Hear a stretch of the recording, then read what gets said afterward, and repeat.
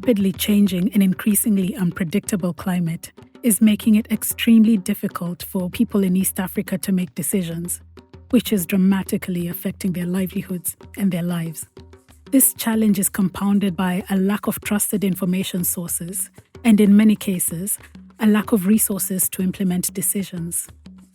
For herders, their age-old migration patterns are disrupted by drying water sources, so they have to find water and pasture for their animals elsewhere.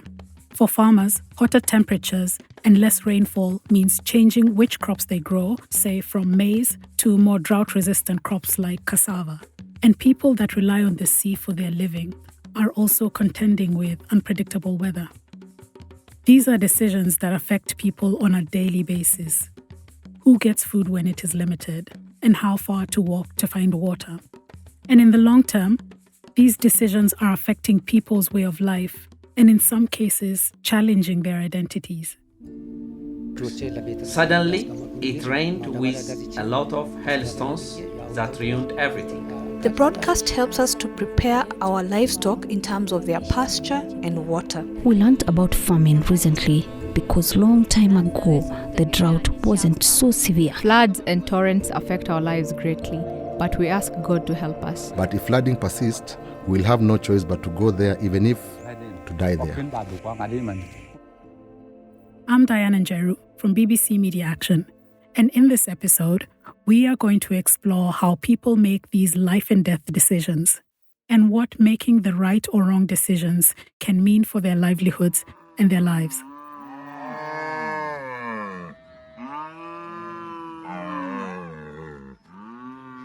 Kemal Anshobo Halaba, a farmer from Ethiopia, paints a picture of the challenges of supporting his family through farming in this rapidly changing climate. I'm Kamal Anshobo. I live in Halaba Zone, Waira Woreda, Alemtena Kabale in Ethiopia. I'm a farmer. I produce berbere, chili, teff, finger millets, and beans, and we also grow sorghum.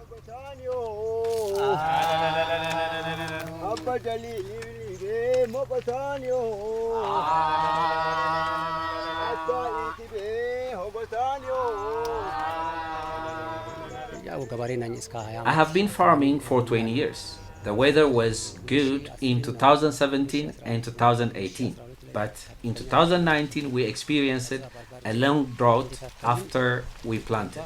We lost the chili because of the heat. After that and the other time, it rained with hailstones and the ice is not good for chili. There is a berbere or chili plant, this is called sirneka, that dried the roots of the plant due to the heavy rain, excessive water, that damaged the plant. Then the rain disappeared, so it didn't bear fruit. After that, we experienced a drought in 2019. My income decreased and we lost a lot of money.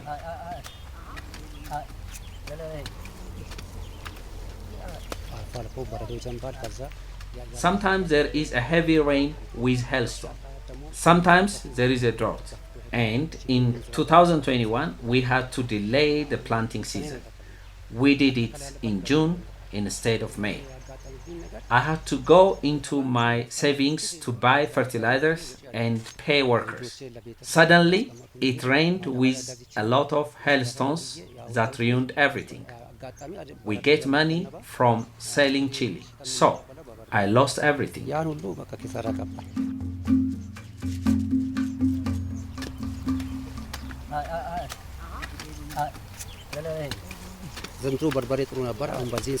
This year, the chili is doing well, but we are not getting enough rain. Since October, it didn't rain much. This year, because of the rain came late, we planted in June and we should have done that in May. And because of that, I don't think we will get a good harvest because we planted late.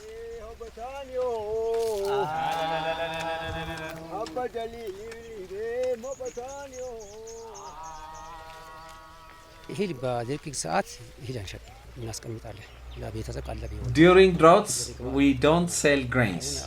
We store it for family use. Now, they send weather and market information from Hawassa University to our phones. They tell us when it's going to rain, whether we should harvest quickly before it rains. When we take our produce to the market, they also send us the selling price of the day, so that brokers won't take advantage of us. We deliver directly to the merchants. We are also changing the way we plant. We used to sow seeds in random seed beds. We work with agricultural experts and organizations like Farm Africa that teach us new techniques. We plant the seeds in rows. We are also using new ways of irrigation and storing water in case of dry spells. These days, we get drought, rain, and drought. We even have to spend money to buy animal feed. We lose our plowing and milking animals to the drought. We support our family through farming.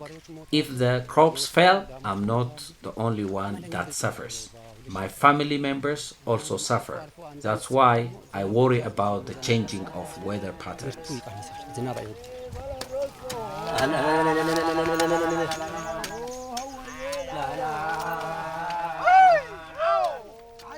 Weather forecasts are critical, and many people, particularly those in rural areas, rely on local radio stations and local Met officers to survive from one season to the next. Daso Sisaye, a mother of 4 who is a farmer and herder from northern Kenya, has made decisions that are helping her cope with the changing environment.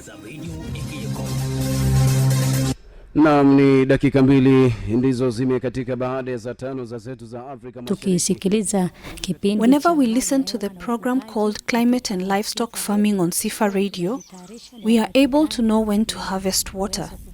As a result, we have a shallow dam that has some water. There is a program that airs on Friday morning from 8 to 8:30 where they talk about the weather and we follow keenly. At times we watch on television, but we also have some old men who are able to forecast the weather. When we combine all this, we are able to plan our activities well in advance. Sifa Radio really helps us because even people who live in the remote areas have access to this information. The broadcast helps us to prepare our livestock in terms of their pasture and water. I rely on this information from the radio because oftentimes they are accurate. I would like all other listeners to tune in to this radio because the weather information they give is accurate and it helps us plan. Charles Natal is among the few educated people in his village in South Sudan.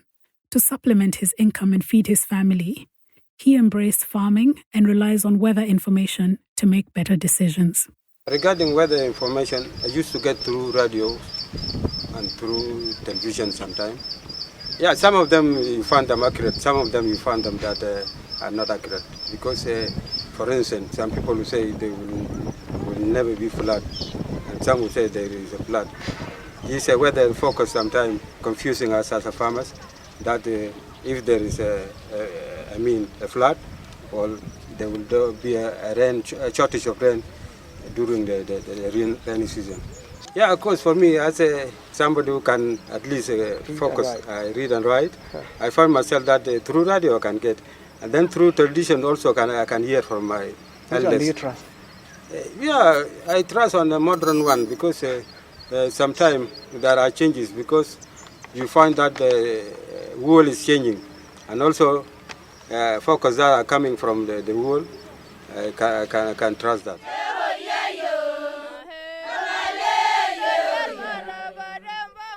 Penina Lororwa is from a family of herders. She decided to give farming a try and relies on weather information from her local radio station, which comes with advice on what and when to plant. This has helped her make decisions that have kept her earning an income. Jina langu ni Penina Lororwa na ninaishi hapa Loibarangare. My name is Penina Lororwe and I live in Loibarangare. I am married and I'm 54 years old. I have 10 children, 3 girls and 7 boys. We practice a little bit of farming and have some goats and cows. We have been left with a few livestock because of the drought. We decided to subdivide our land. Half of it is for livestock keeping and the other half is for farming, so we can get food from the farm. If it rains, we are able to get good harvest so that when the drought comes, we rely on the food we have stored. The animals are also able to get food during the drought. We learned about farming recently because long time ago the drought wasn't so severe and there was a lot of wealth, so we didn't consider farming because there was a lot of wealth. But now resources have become scarce, so we have to get food from the farm. You know, if it rains, we harvest enough maize. So if you plant on 1 or 2 acres and there is rain, what you will harvest can only help you. You can even sell some and buy other things you need. Long time ago, it used to rain a lot. It will rain and rain and rain, and the grass that grew was a lot. Nowadays, it doesn't rain as much as it used to. I don't know if it's because the winds are not strong. I don't know what it is. Things are bad. Yes, they are bad. We get information from Syrian FM. They broadcast programs telling us plant your seeds, prepare and cultivate your land. It might rain on this day, so we decided to follow the instructions given to us by Syrian. They predict when the rains will come and they are usually accurate, so now we trust them. Our ancestors only knew how to keep cows and goats.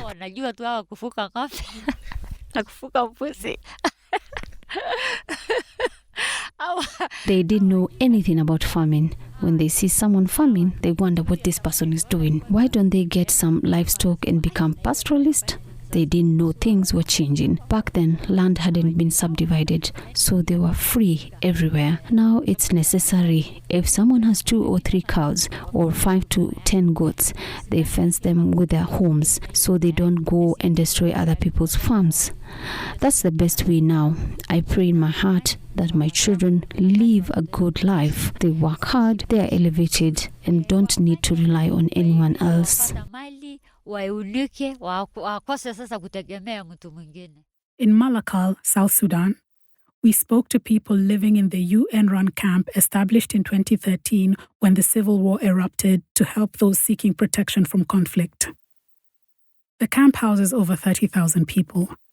Several international organizations support these camps by providing food and access to water, but they are not protected from the impacts of climate change. In fact, their living conditions make them all the more vulnerable.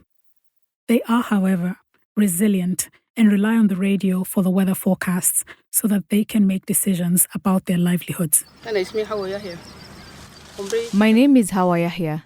I'm 39 years old. I'm married, but my husband passed away 4 years ago. I have been working as a farmer for about 3 years now. Obviously, floods and torrents affect our lives greatly, but we ask God to help us. A radio station would say that there's rain coming for 7 or 8 days. We hear it through the station. The radio station people benefit us when it comes to the torrents and floods. For example, we'd hear news from the radio, and we know that this information is essentially correct because the radio people get the information mostly from scientists.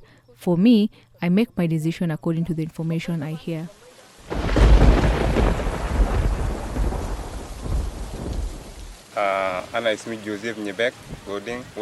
My name is Joseph Nyibek Oding.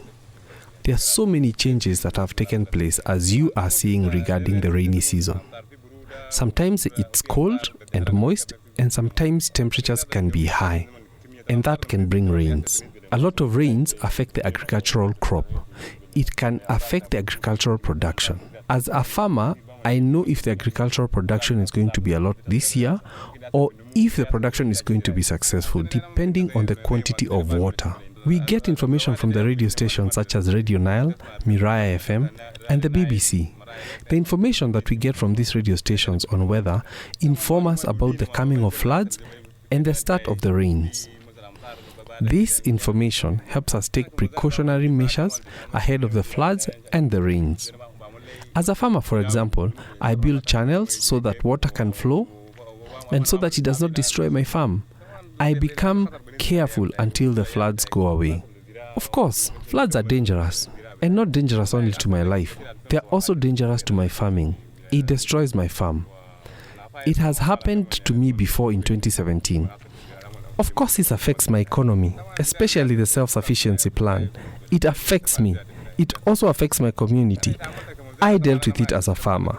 I did not surrender to the impact of the floods in 2017. I decided to re-strategize. I decided to farm again.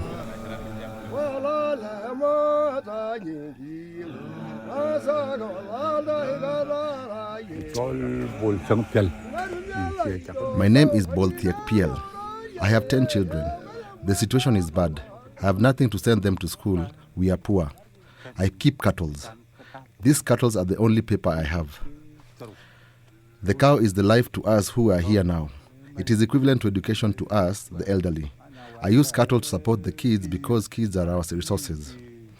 We used to get pasture and water in areas nearby streams like Panapet, but now they are flooded as a result of climate change. Nothing has changed. The problem here is diseases that kill our cattle and continue cattle lasting that forces us to migrate to areas with cattle diseases. Flooding among all the challenges we are facing has been the worst of them all.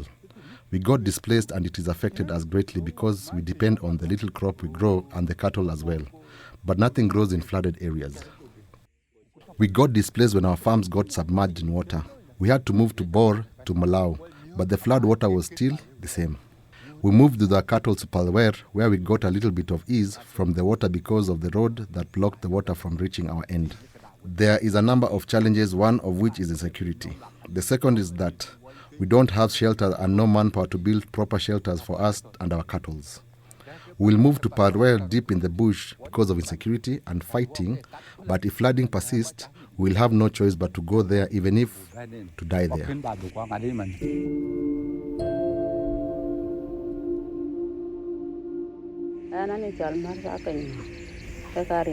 My name is Malda Akech Gong. I have 7 children. I have been in the cattle camp for 10 years. The cow is what I depend on mostly. It is my life. I sell the milk and that is what I use to support my family. The only issue is that the government is not supporting us with the medicine for the cattle. It is only after we have sold the milk that we buy the medicine for the cattle. We also have boreholes and the Nile water. The government did not provide us any support in terms of preventing the floods. I instead sold a cow and bought some stone and stamped them around the compound to prevent water entering the home. That helped stop the flooding. I need our government to help by providing vaccination for our cattle so that they can produce more. I need the government to provide us with plastic sheets and blankets and also help us with medicine to treat diseases.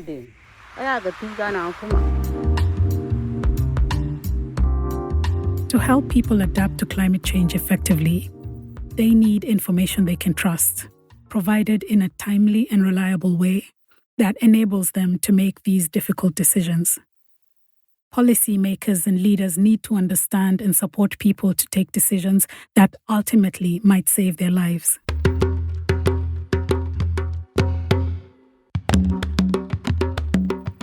In our next episode, we will explore what longer-term climate predictions mean for people's lives in East Africa. This podcast was produced by BBC Media Action in collaboration with IGAD's Climate Prediction and Application Centre, with financial support from the European Union.